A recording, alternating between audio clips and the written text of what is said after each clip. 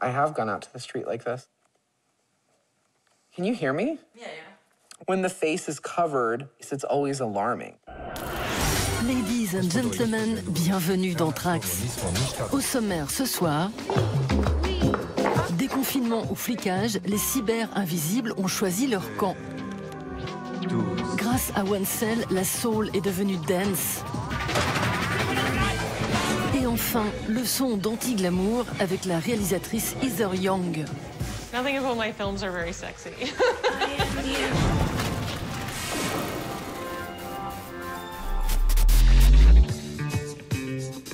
Au début des années 70, Détroit passe le flambeau de capitale de la soul à Philadelphie. C'est le Philly Sound, incarné ici par les OJs.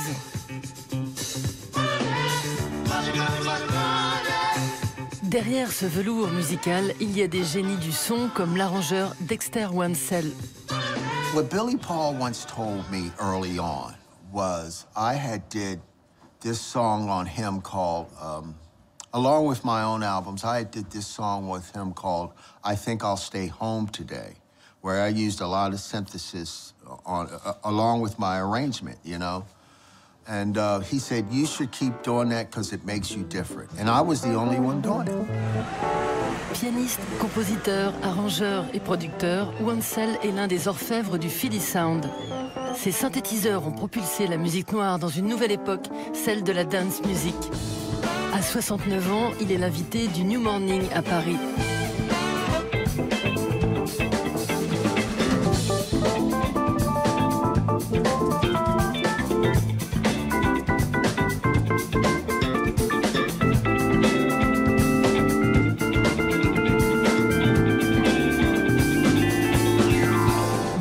Wansel n'aura enregistré que 4 albums sous son nom pour Philadelphia International, le label phare de la ville. En ce milieu des années 70, seuls quelques pionniers ont misé sur l'électronique, comme Wendy Carlos, qui signe le premier tube synthétique, Switch on Back en 68. Ou encore Stevie Wonder et son monstre circulaire appelé Tonto.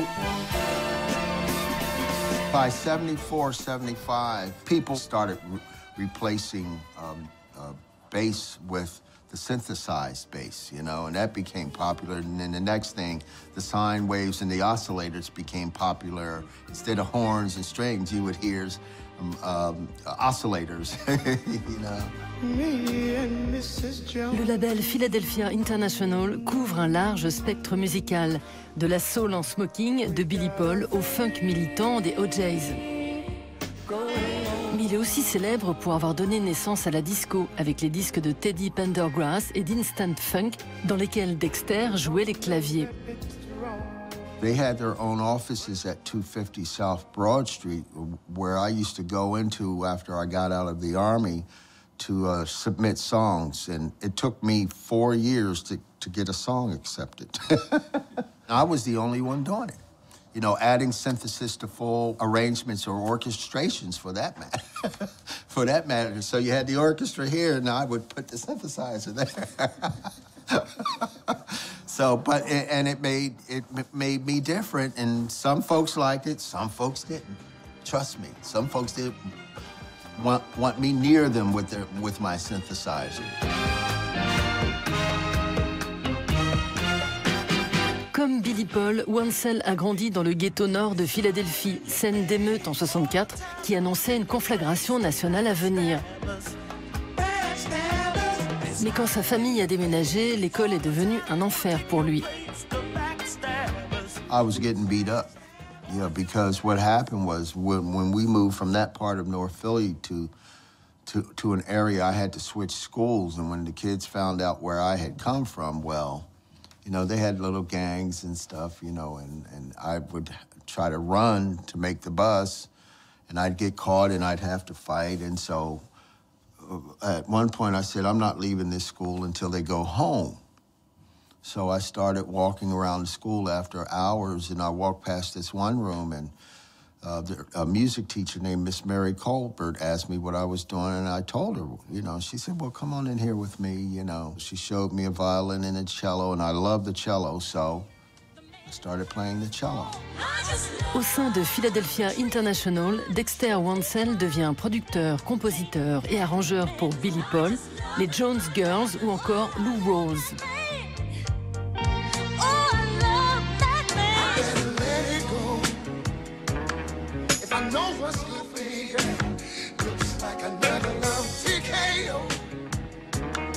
Mais c'est surtout avec le lover de la soul, Teddy Pendergrass, qu'il va se faire remarquer comme producteur et arrangeur de Love TKO, un de ses plus grands succès.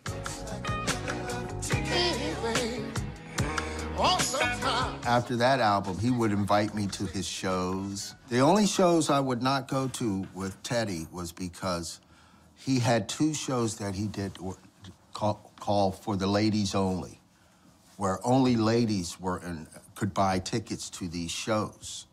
And I said to him, one day I said, Teddy, you know, I'm not going to those shows. And he said, you're right, because only ladies are invited.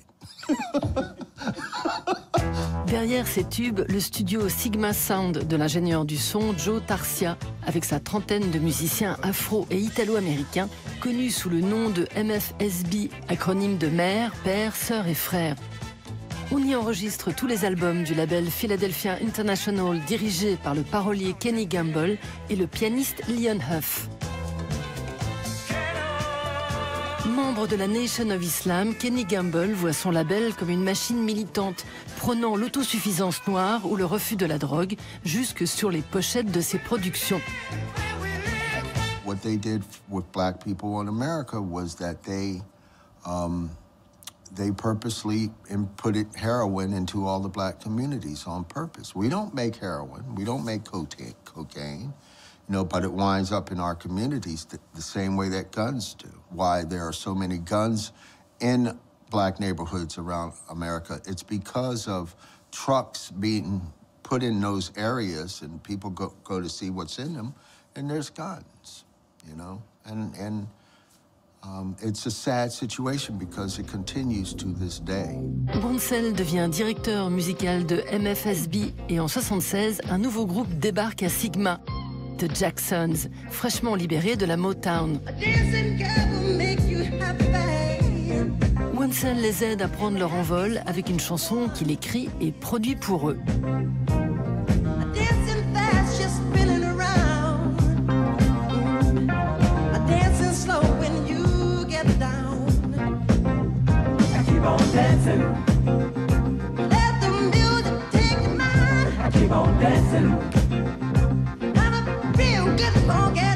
I wanted them to be funky, though. But Kenny had a different perspective. He wanted them to have a smooth sound, per se, you know. Difference of opinion. En 1976, la disco décolle et Wansel veut prendre la vague. Il persuade Kenny Gamble de le laisser expérimenter une musique à la fois symphonique et dansante. Son premier album s'intitule Life on Mars. I had heard this record by David Bowie called Is There Life on Mars? And I said, yeah, there's life. I think there's life on Mars. I mean, everything's round, you know, there's so many stars, you know. NASA had me come to LA a few years ago, and they walked me through mission control as because they had used life on Mars to wake up the Mars rover Curiosity. So that was a magic moment, trust me. Samplée par les rappeurs de Jay-Z à Kanye West, la musique de Wansel survit sous d'autres formes. L'occasion pour le pianiste de revenir aux basiques.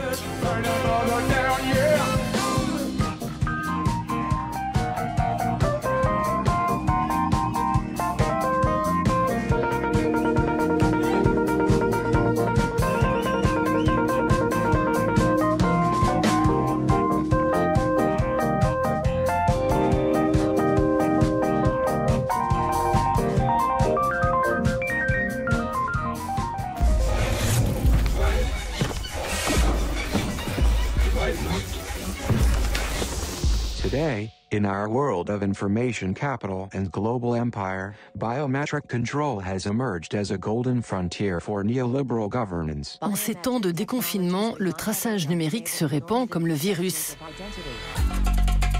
Il y a 8 ans, pour faire la nique à Big Brother, l'artiste américain Zach Blass avait inventé ce masque en 3D, illisible par les algorithmes de reconnaissance faciale.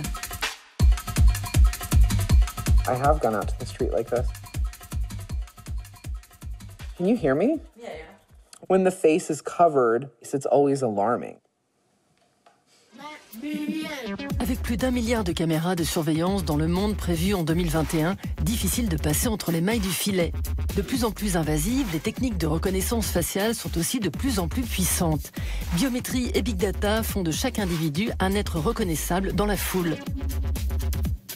Face à ce déploiement des technologies de surveillance, en explosion depuis 9/11, de nouvelles stratégies de résistance surgissent. À l'instar du sous-commandant Marcos, des hackers d'Anonymous, des activistes des Black Blocs ou des Pussy Riots, les artistes imaginent de nouvelles manières d'échapper au pistage généralisé. Invité en 2015 au festival South by Southwest à Austin, l'artiste turc alors âgé de 26 ans, Ceren Paydash, se livre à une partie de cache-cache grandeur nature. They're like, by the way, one over here. Right there. I started finding the cameras and mapping them on a piece of paper to see if it's actually possible to go from one place to another, like from A to B, without getting monitored. And I realized that that's actually not possible. Like, whatever you do, you're under surveillance. Désormais, les caméras ne se contentent plus de reconnaître les visages. En Chine, par exemple, elles s'appuient sur des algorithmes pour identifier les comportements à risque. Elles peuvent donc anticiper les délits et trier les mauvais citoyens auxquels on interdit alors de voyager. Seul bénéfice pour les consommateurs, on peut faire ses courses sans sortir sa CB, puisqu'on a été identifié dès l'entrée et débité sans passer à la caisse.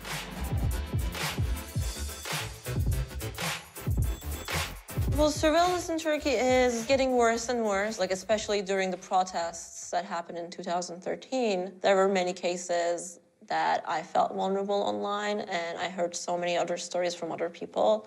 So it's just like every day I was waking up to another story that happened and someone ended up feeling vulnerable. As an artist, my mission is to I guess, educate people and make them aware of the things that are going on in the world and around them.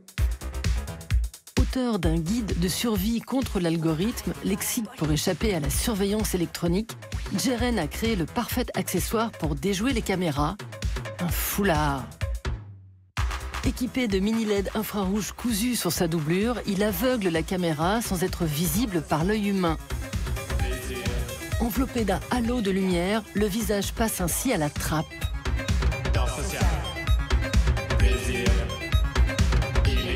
Brouiller les pistes, c'est vieux comme l'art de la guerre. Pas étonnant que ce soit un artiste peintre, l'américain Abbott Sayer, qui était le premier à s'intéresser au camouflage au début du XXe siècle. Fasciné par le mimétisme animal, il imagine une manière d'appliquer ces techniques de dissimulation à l'homme. Publié en 1909, son étude invite le soldat du XXe siècle à se cacher dans les photographies, en altérant ses tenues. Rejeté par les militaires qui ne le prennent pas au sérieux, ses idées sont reprises par les artistes français Guy Rand de Sévola et Guingaud. En 1914, il cache les canons sous des motifs peints aux couleurs de la nature environnante. C'est à eux que l'on doit l'invention du mot camouflage. Réservé aux navires, le dazzling, technique de distorsion optique qui modifie la perception, inspire Adam Harvey. L'artiste new-yorkais propose de brouiller les logiciels de reconnaissance faciale simplement à l'aide d'un maquillage et d'une coupe de cheveux adéquate. Sur le web, les tutos pullulent.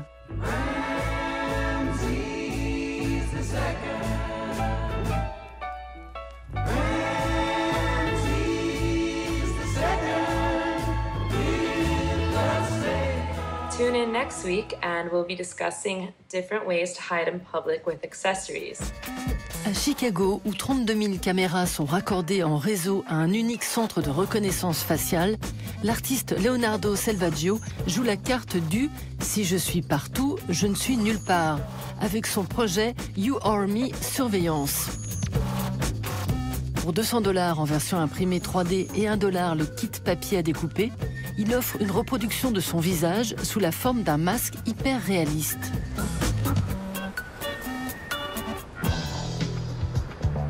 Une stratégie à l'inverse de Zach Blass qui, lui, propose de fabriquer des masques impossibles à déchiffrer. Né en 81 dans une petite ville de Virginie occidentale, il lance depuis son atelier de Brooklyn la guerre faciale grâce à ses masques collectifs. A lot of arguments made in favor of surveillance. It's kind of like, oh well, if you have nothing to hide, then what's the problem, right? It just seems like if you follow that logic to its logical conclusion, then it never really works for the people who are oppressed. It always works for the oppressors or the people who have the most power in our society today. En octobre 2013, le journal scientifique américain Springer publie une étude tchèque titrée « Les différences de forme entre un visage homosexuel et un visage hétérosexuel ». Zach est sous le choc face à cette sombre réminiscence de l'anthropométrie judiciaire qui prétendait au XIXe siècle établir une typologie des visages de criminels. Il réagit en créant la Fake Face, un masque modelé d'après les données faciales de plusieurs homosexuels invités à ses workshops. Globuleux et informe, ce masque échappe à toute tentative d'identification par les robots de la NSA. Zach Blass réalise un workshop au musée d'art contemporain de Mexico. L'artiste fabrique un nouveau masque collectif, en hommage cette fois aux milliers de migrants morts en tentant de franchir la frontière États-Unis-Mexique.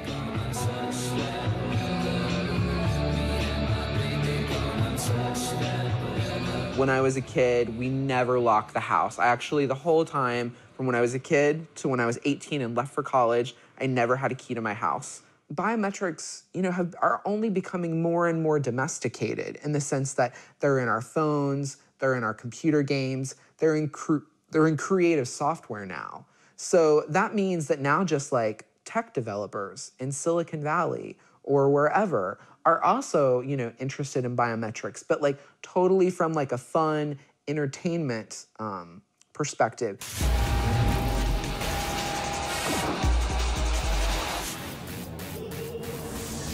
In cinema generally, a lot of the time, if there's a female lead, she's young, she's beautiful, she's sexy, etc., all of that. And to me, that's not what makes a person interesting. Nothing about my films are very sexy. Avec la réalisatrice Heather Young, le glamour est aux abonnés absents. Ces films, aux allures de documentaire, mettent en avant ces invisibles, oubliés des fictions hollywoodiennes, avec un cadrage tiré au cordeau. Murmure, le dernier long-métrage de la Canadienne, raconte la solitude et les pépins de santé de Donna, une ancienne alcoolique qui n'arrive pas à se reconnecter avec sa fille.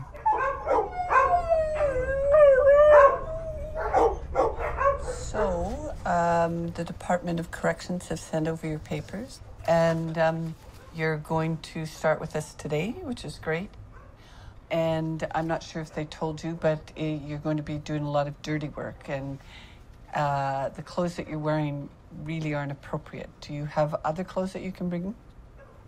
No problem, no problem.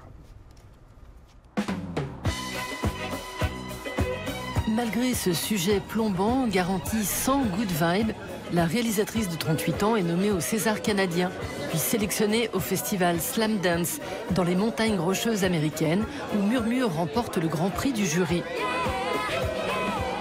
We decided to use a lot of negative space when we were shooting. We're seeing a lot of kind of blank space within the frame, showing that she's, alone, she's not with anyone else. And also, I kind of used the frame to cut off her space.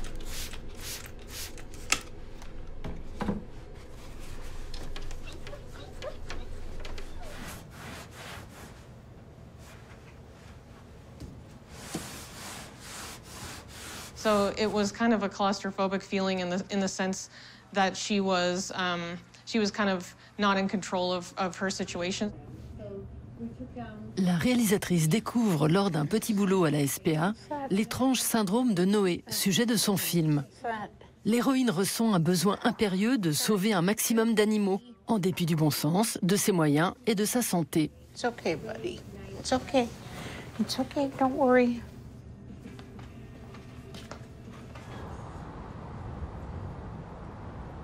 Okay. Go pee. Come on, let's go pee. It's cold. Here we go. Oh, you're a superstar. You're a superstar. Charlie, look at you. Here we go. Charlie, look at you. Here we go. He's a superstar. I think of the love of animals and the love of dogs in particular as something that ties our family together. Them being non-judgmental and having that kind of no matter what, I'll still love you feeling really is what draws people to having pets. Heather Young grandit sans père sur la côte canadienne du New Brunswick, élevée par sa mère infirmière et sa grand-mère.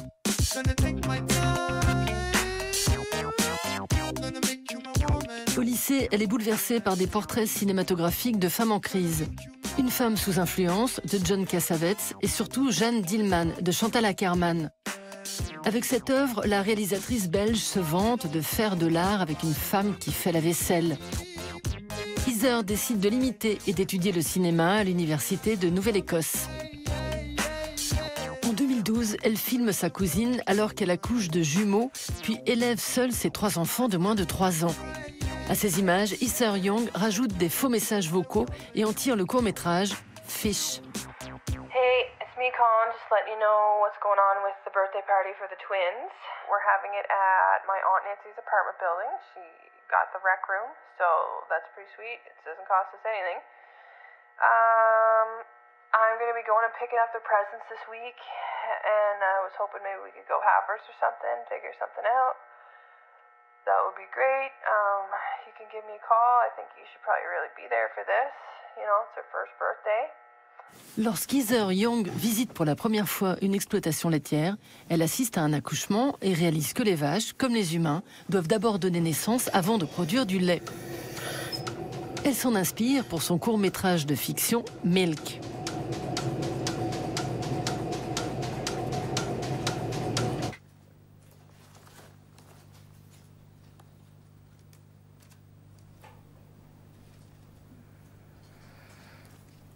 Have you ever been pregnant before? No. And what type of birth control do you normally use? I haven't been using any. I don't have any stars in my films. You know, I make sad films a lot of the time. So yeah, they are kind of hard to pitch. They're hard to sell. But I think when people actually end up watching them, they do end up connecting to the characters. And that's always been my goal, is to allow people to empathize with another person.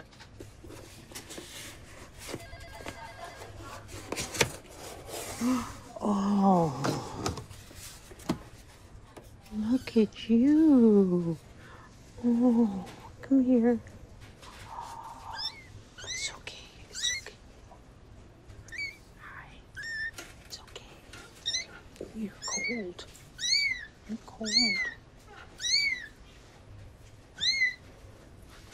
It's okay.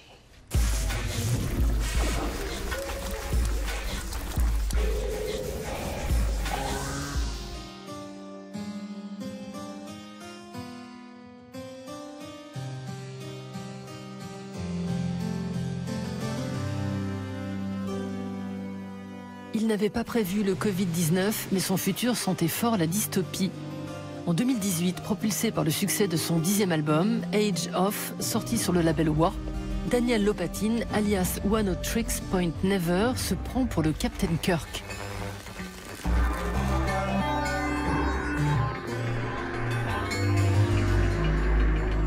Il compose et prend la barre de Myriad, un space opéra ébouriffant très inspiré par le film 2001, l'Odyssée de l'espace de Stanley Kubrick, sauf qu'il fait machine arrière. In 2001, you have these apes who aliens kind of bequeath the ability to evolve, accelerate their evolution very quickly, and to reach them. But I thought what would be funnier is this sort of dumb, like stupid version of 2001, where the most evolved thing in our universe wants to become stupider. So it's reversed. You come to a point of so much intelligence that you essentially become nostalgic for a time when you didn't understand anything. Dans cette fable renversante, des aliens découvrent l'homme en épluchant le contenu de son ordinateur, de quoi laisser perplexe E.T. Assemblée de manière aléatoire, la matière fouillie issue du cloud est représentée sur scène à travers ces sculptures. Elle symbolise les supposées 4 grandes périodes de notre civilisation. De l'âge de l'ignorance à l'âge de la servitude, époque où l'humain submergé par la consommation se retrouve compressé comme une sardine.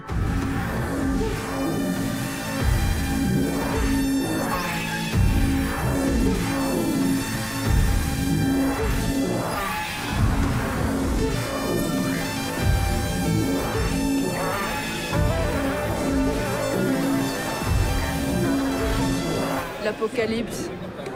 On a vu la porte des enfers s'ouvrir en fait et des musiciens sortir de leur fumée cosmique un peu. L'histoire qu'il raconte, j'ai pas compris l'histoire, vraiment. Assembler le chaos, construire des mondes complexes autour d'idées idiotes ou loufoques, c'est le dada de Daniel. Détournant les idées misanthropes du philosophe anglais Nick Land, idole de l'alt-right, One A Tricks Point Never fait ce clasher baroque et électro dans ce morceau.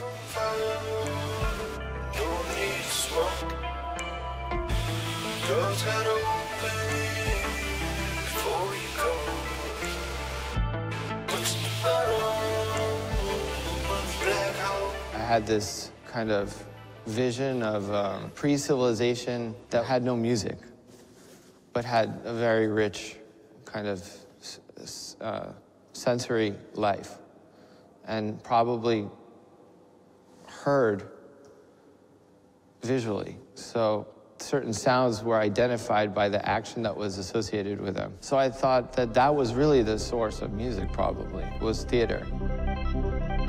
Né en 82, année où ses parents russes émigrent aux États-Unis, Daniel grandit en banlieue de Boston.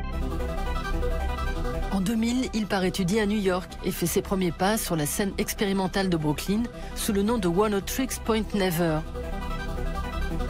En 2009 paraît Rifts, compilation de ses 3 premiers albums, sortis sur cassette et CD-ROM.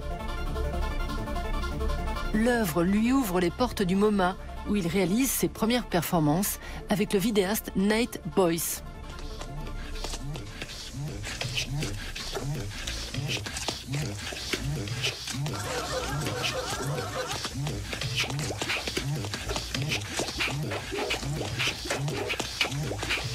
I really wanted to be an archivist, or even more specifically, I really wanted to preserve things. The poetry of the archivist or the librarian is that entropy destroys everything, and then there's the librarian trying to keep everything contained and pass it on. I always thought it was very romantic, you know, like a librarian as almost like a kind of a hero of time. Courtisé par David Byrne, Nine Inch Nails, Iggy Pop ou The Weeknd, Daniel Lopatin flirte aussi bien avec la pop que l'art contemporain, multipliant ses identités.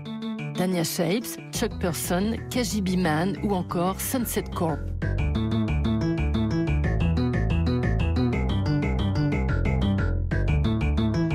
En 2013, Daniel participe à la bande originale du film de Sofia Coppola, puis signe celle des frères Safdie.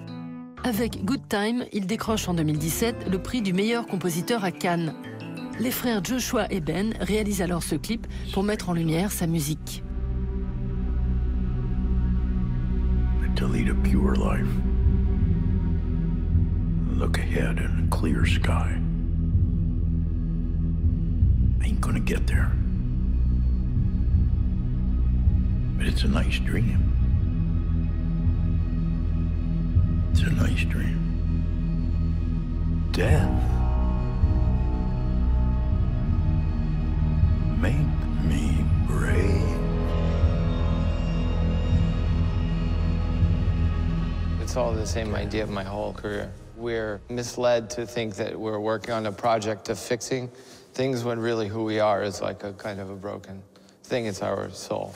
It's all related to this kind of general mistrust in the project of civilization. Yeah.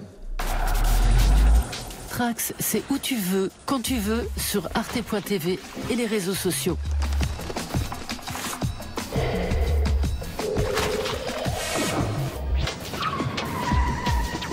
Voilà, Bobby génial.